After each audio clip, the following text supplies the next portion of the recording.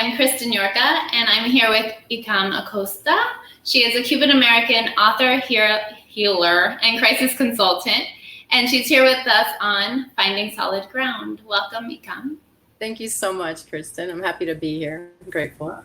We're excited to have you and learn all about shadow work, which I feel is such a loaded word. I'm sure if you Google it, you'll get 5,000 or more definitions of what shadow work can be. I would love to start off by learning what you believe shadow work is. Well, I believe that it's pretty much going inside and coming to terms with the parts of yourself that you've disowned or kind of denied, haven't come to terms with, that sort of thing. And usually, you know, we have an idea of what our character is like, and we act in accordance to that idea. But there's so many parts of us that we haven't explored or you know, come to terms with yet. Or even have denied, you know, that have surfaced before that we maybe weren't in accord with at first, but we should get to know them better. Can you give us an example of something lurking in the shadows that's maybe common for a lot of people, and then walk us through how that shadow might manifest, and then let us know how doing the shadow work can then bring it into the fold and hopefully transmute it. Okay, let's say maybe somebody doesn't want to be, or somebody gets really bothered by people who take control, or you know, might be a little aggressive, that sort of thing, because they themselves may be like shy or timid. So you know, to that person, their shadow is that aggression, that, you know, take control kind of personality. But you know, essentially, if they come to terms with that aspect of themselves, maybe they might get a little more courage to speak up, or you know, maybe more assertive in their lives, and that's been holding them back this whole time. So by identifying that resistance and that fear, it can, you know, provide the avenue for somebody to kind of grow and you know, embody things that maybe they didn't believe themselves are capable of. So that other person acts for us as the mirror.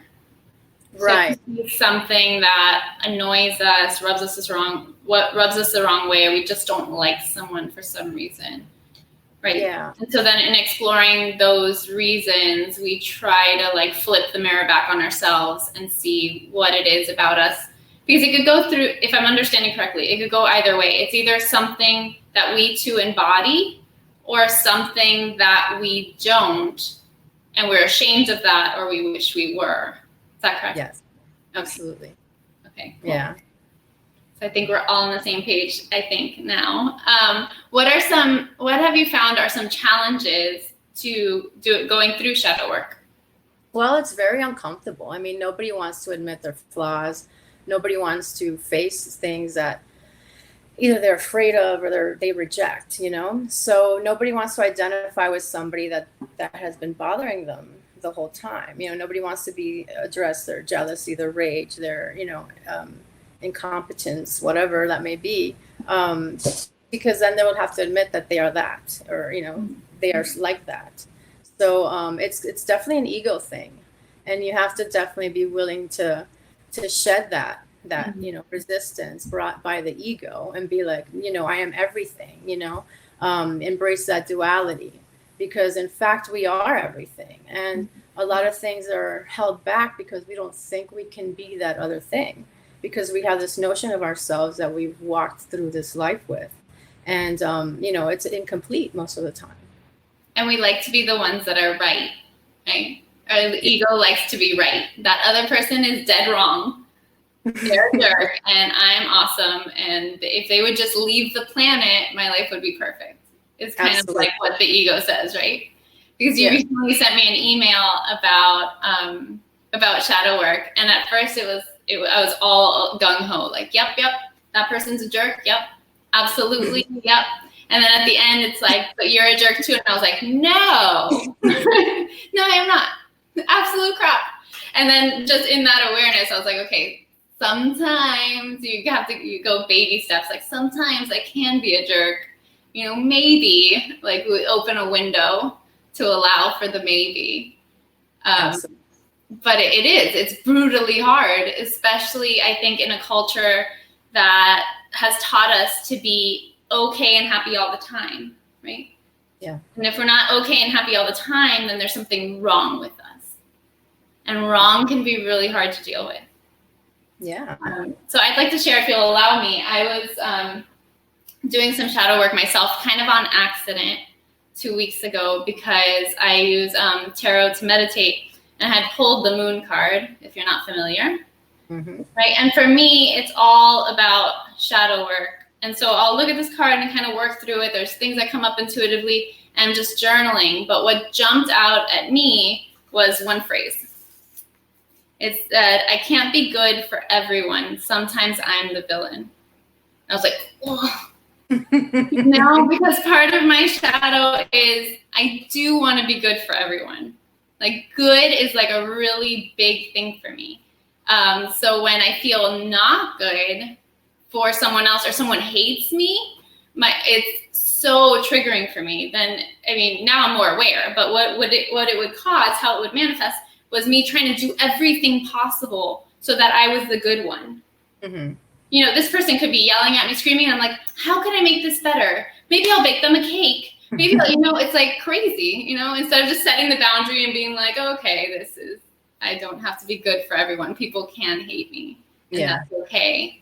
Yeah. So how are some other ways that an unaddressed shadow can manifest themselves in people? Well, for example, another, it kind of goes with what you said about, being a doormat for some, like the whole thing, like, and I've seen that in my life, in that you want to provide service, and, you want to be the bigger person. You don't want to, cause waves. You always want to, do good, or you perceive as good, for the other person. But a lot of times it makes you realize, like, hey, I'm being taken advantage of, and it's happened in relationships, work, so many different arenas that you try to strive and do your best. But then you're like, you feel like you've being betrayed. And that's the thing. It's not just what they do to you. It's what you allow to be done to yourself. And that's really absolutely. I'm getting chills. Yes. That's the harsh thing. Why did I put up with this? Why did I let this go on so long? And why did I allow my boundaries to be kind of receding instead of me creating set boundaries? So by addressing those, flaws, or at least, setbacks that you've had, it allows you to be more assertive in the future, to be more, willing to create those boundaries. And that way, you're pretty much asserting what your truth is more. You're more in alignment to what you're trying to accomplish and the person that you are. Right. I got goosebumps on betrayal, because that's such a hard pill to swallow, to like betray yourself and then admit to the fact that you betrayed yourself. It's not just the outside world causing all of this to you. You are also allowing a certain, and it's not about victim blaming. You're allowing a certain percentage to happen. Yeah. Right? And I think what you just said is all about responsibility. So shadow work, to a degree, is about taking responsibility for your healing. Would you agree? Absolutely. And that's exactly what it is. Owning all of yourself, not just parts of yourself that you like, because then that's not all of you. Right. Exactly. I was once at tea with a Buddhist nun, because that's what people do, right? But we weren't talking about shadow work, but she says something that later, when I started doing shadow work, this one sentence she said really started to come back to me. And she said, you are only triggered by the things you believe about yourself. And I was like, absolutely. Right? Like, if somebody said, like, told me I'm a bad mom, right? And I was like, no, I'm an awesome mom. Like, what are you talking about? But somebody hit me in a place that somewhere in my subconscious I do believe about myself, then you become enraged, or you become angry, or you become sad. There is a trigger and an emotion toward this seemingly outside force, but it's really just an inner trauma, essentially, or inner belief that you haven't brought into the fold. Yeah. So that was always something I've carried with me. Like, is this, and I think that's the importance of shadow work, is to, when we're out in the world, it's not just when we're sitting down, right, and doing our work. When we're out in the world, to be able to pause and be like, oh, does that hurt me because it's true? Or does that hurt me because it's something I believe is true about myself? Yeah. And then there's maybe not an immediate reaction, I think. Yeah, and that's absolutely true. I mean, that's the most important place to exercise it, out in the real world, because that's where the triggers are, you know. We can be all zen in our living room and be perfectly at peace, but Great. you know, anybody can be relaxed in their own home, in a Mhm. bubble, or you know, or in the woods, you know. But when you're in traffic, when you're in the grocery store, when you're just, you know, in a crowded place, just everybody's just zooming by, being, you know, people. It really is more difficult, you know. Or when you're in a situation, you know, maybe miscommunication with somebody, whatever. That's when you should really keep it together, and that's when you'll be glad that you did your work, you know, so you're not caught off guard or by surprise. Right, exactly. Well, we've talked a lot about the actual work. I'm interested in actually going through it. I'm a kinesthetic learner, so, and maybe some folks are too. So I'd like you to take us through the practice. And if you're like me and you like to journal it. If you'd like to close your eyes and just go through it, I think that's cool. Do you have any other suggestions for them as you take them through this? No, just, pretty much take a deep breath, hold in for, 8, breathe in for 8, hold it, and then breathe out.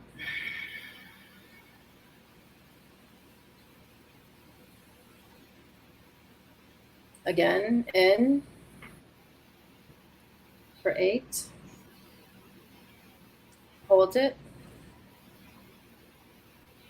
and then breathe out. All right. Let me pull up the. I'm going to take out my paper.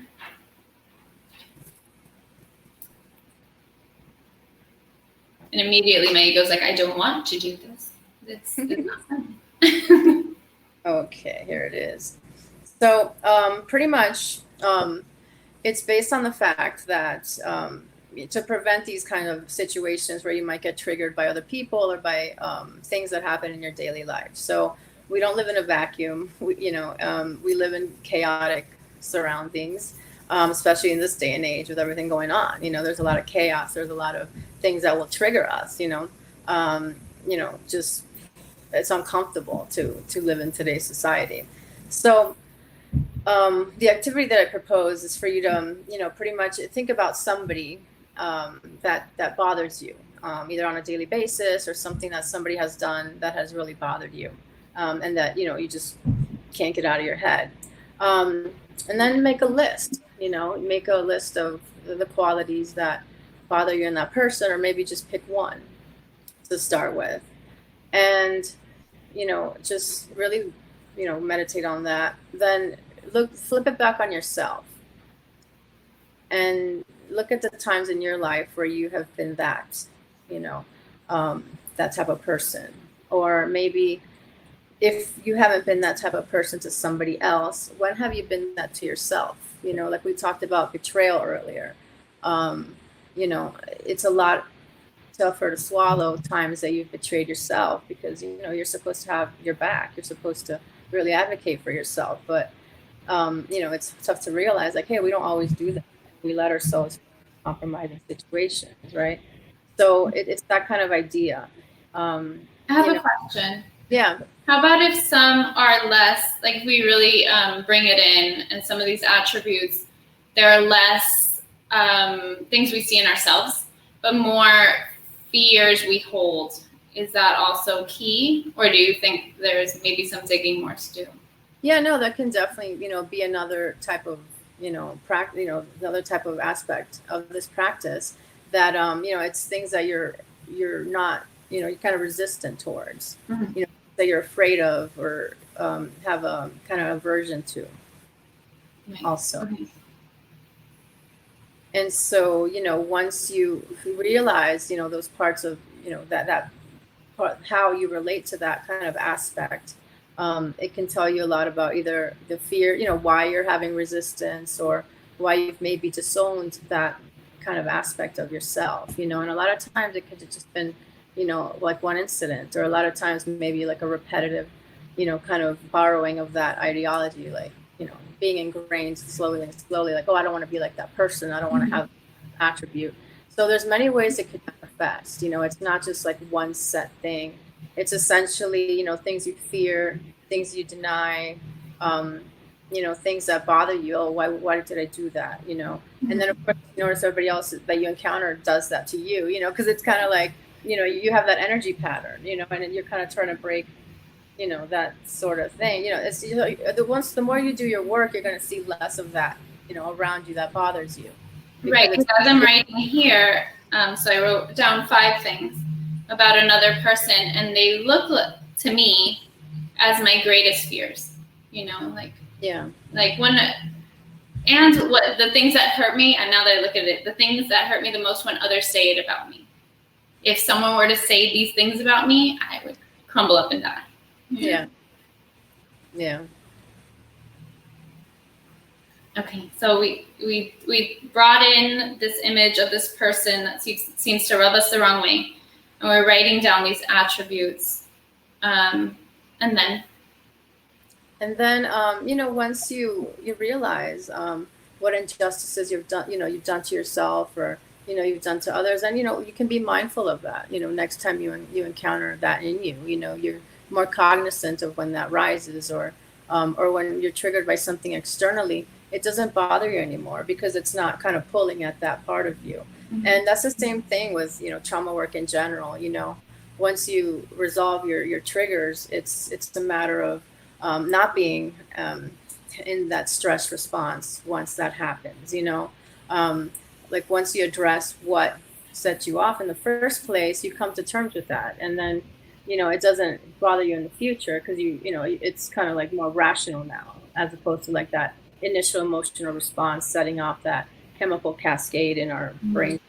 And I want to speak to that a little bit as a person that's done my own trauma work. I feel it's good to say that it's not like we do one thing and it's resolved forever. Sometimes, and you could tell me I'm wrong, but sometimes the path of healing trauma is more of a loopy spiral, and maybe like as we're doing it, we don't really feel resolved in that moment, but little by little pieces of that trauma, of that trigger, are kind of falling off. Is that true to say?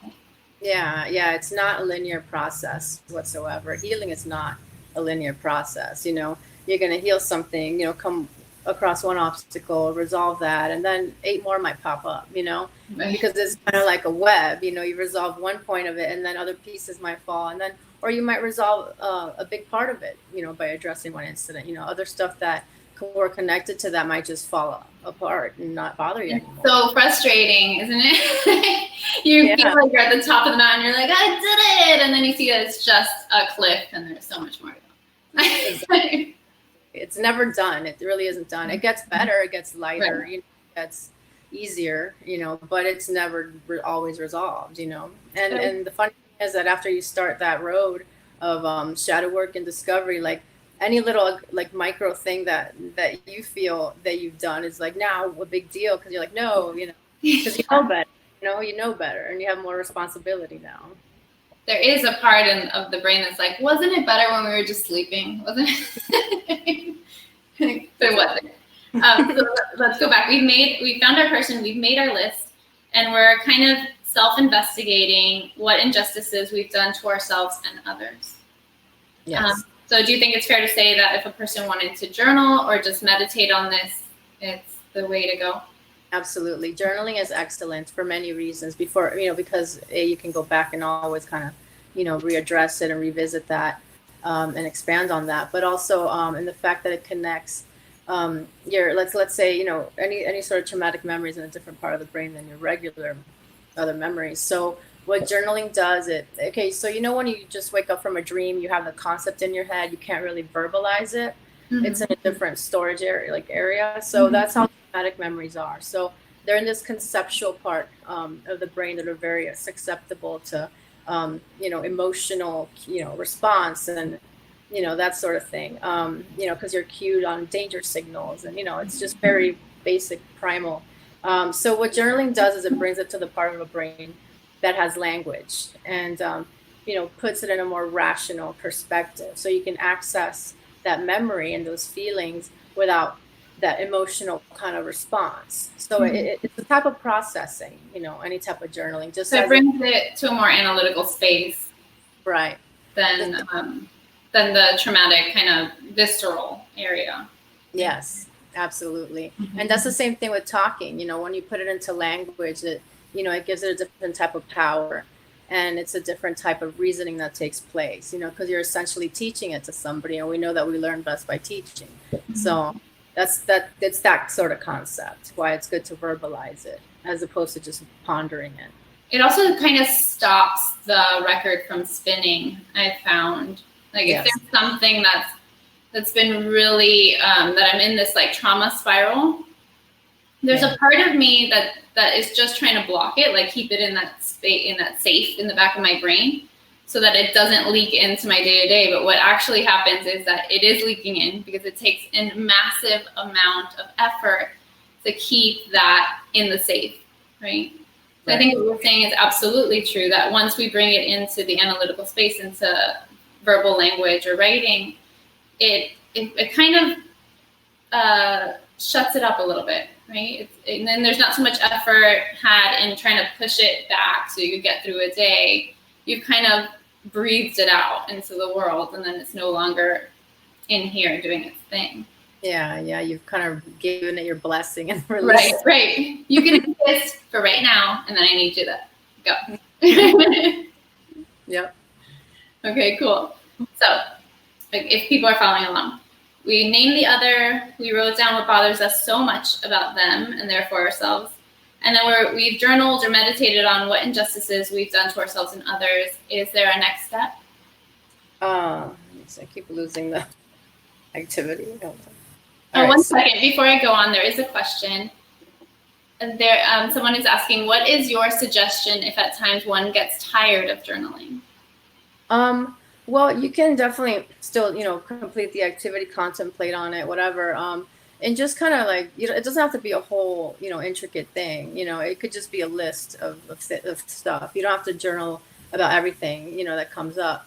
It just aids the process, and I would just kind of, jot down key points. And then if you want to come back to it, that's great, because, until you resolve it, it'll still kind of be there. So it's not like you're going to lose it, it'll still remind you to go back and address that if it's something that was important.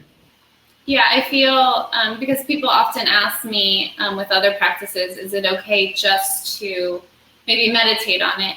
And I think, I'd like to hear your opinion, but I think meditation is great.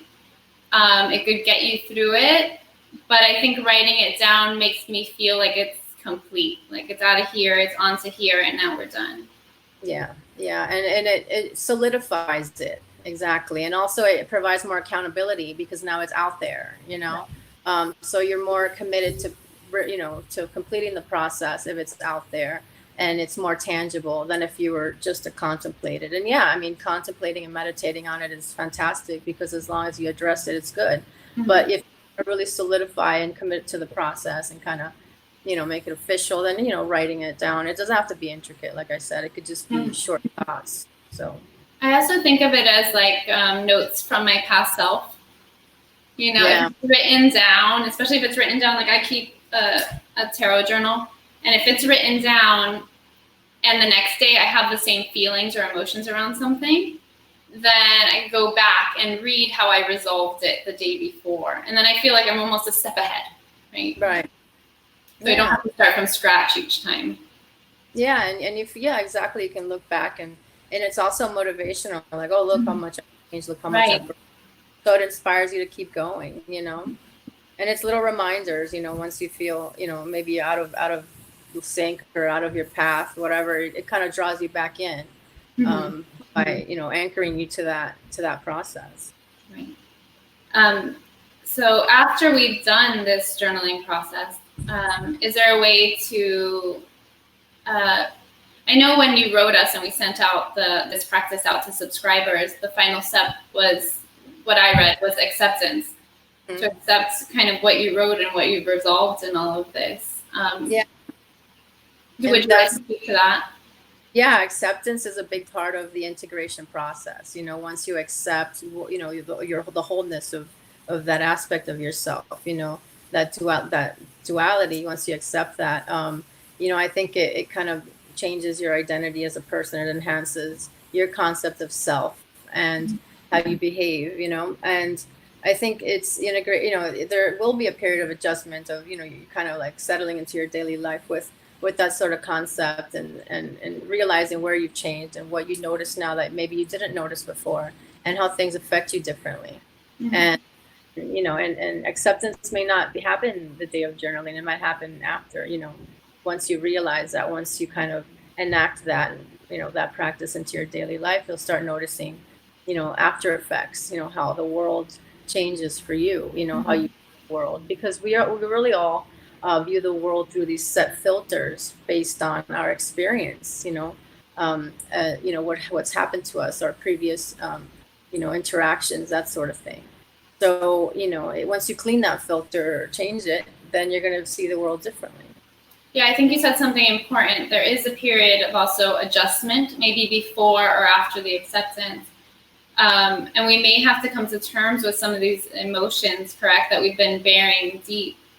And I think it's great to think that we're going to do our list and go through our thing, and then we're going to be like, today is a bright new day. The sun is shining, rainbows and unicorns and the whole thing. But if one of your really tough emotions, for me, that's anger, and anger is like over there and I don't want to touch it, and that's something that I'm learning to accept and bring into the fold, then there might be a day, if that's your emotion, that you may spend the next few hours, the next day, the next week experiencing that emotion.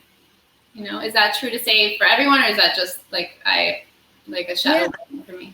No, and it really does depend, and it doesn't have to always occur that way, but it definitely occurs. That maybe you're more stuck to a certain paradigm, and it might take time to kind of process through that, or maybe initially it won't be as obvious what the change would be or whatever. So it might take time to sit with, and kind of slowly process it. And that's the thing, everybody's different. Everybody has different ways to process. There's no one set way to resolve. It's always, based on the situation, based on the individual. There's so many factors that go into it. So it's not like you could do it wrong, Right.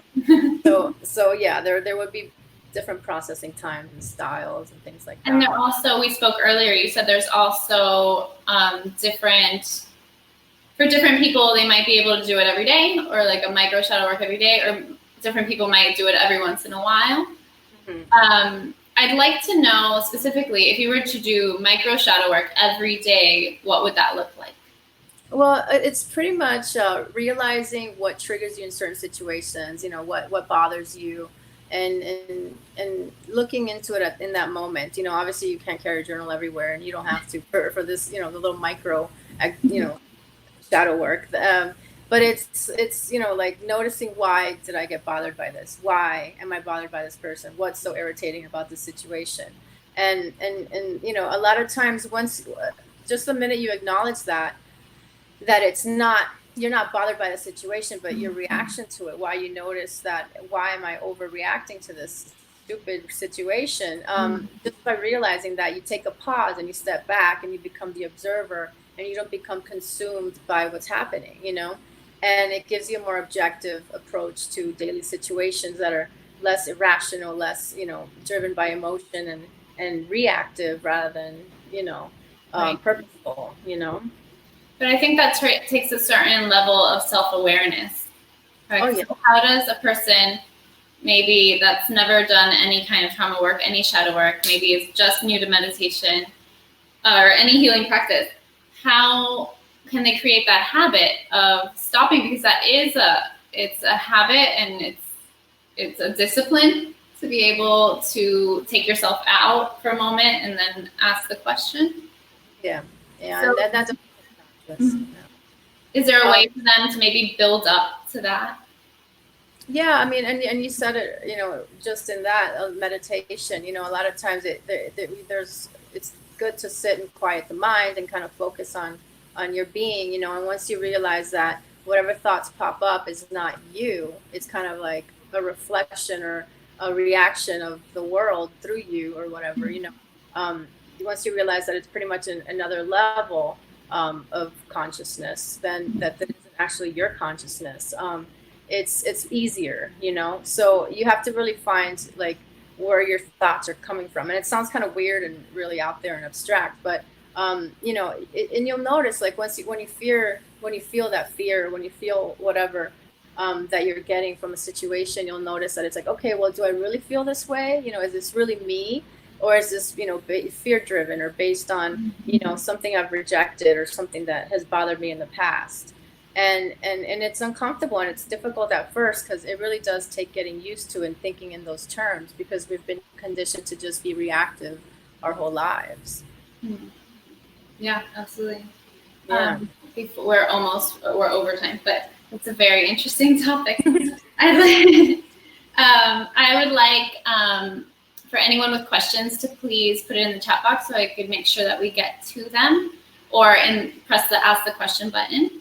And while you're doing that, I would love for you to leave us with maybe a book or some books that people can get started on learning more about shadow work on their own. Yeah, there's a great author, and she's pretty much the lead in shadow work. It's Debbie Ford, and check out her books, because that's how I got started on this.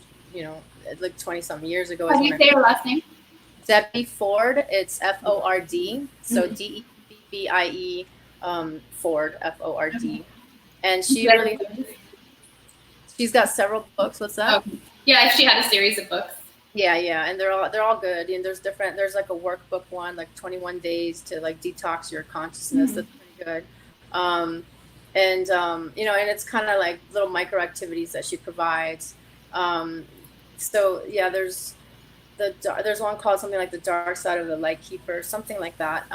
That's about shadow work. But she's got pretty much, if you look her up, she's got all these shadow work books, and talks about really, shadow work and relationships. So it's very diverse. You can really check her out. She's really great. So that's what introduced me to the work. Before we go, now that you say that, what introduced you to shadow work at first? Because it's not something that we necessarily run toward. No, it was when I was my first job as a trauma counselor back in 2001. That's something that we address with the clients. We did something called The Work by Byron Katie. That's another person that's really good. And we would pretty much give them that worksheet. And it's another kind of activity where they would write down traits and ask, okay, is this thought true? Is this true that, what I'm thinking? Or is this pretty much based on this other kind of experience, this other filter? So, and it also involves flipping those traits out, to themselves. So that's a more involved activity than we just did, but it really goes into those aspects really well. So that's why I got into it, back when I first started this journey with trauma back then. So well, we're lucky you did. And I thank you so much for not only taking us through the practice, but sharing your wisdom with us. And I would love to continue this conversation. I'm sure everyone on this call would love to continue the conversation. So if you see the button at the bottom of the screen, it says Wild Wonder, that's me, us. And you can email us there and ask Ikam any questions you'd like. It'll also lead you to a website, and hopefully we could have this conversation again. Awesome. These conversations are part of Finding Solid Ground, and they're made possible by generous donations from our Patreon patrons. So thank you. Thank you for coming. Thank you for sharing. I just love this talk, and I hope to do it again very, very soon. Awesome. Thanks so much, my friends. Thanks for being here, everyone. Bye.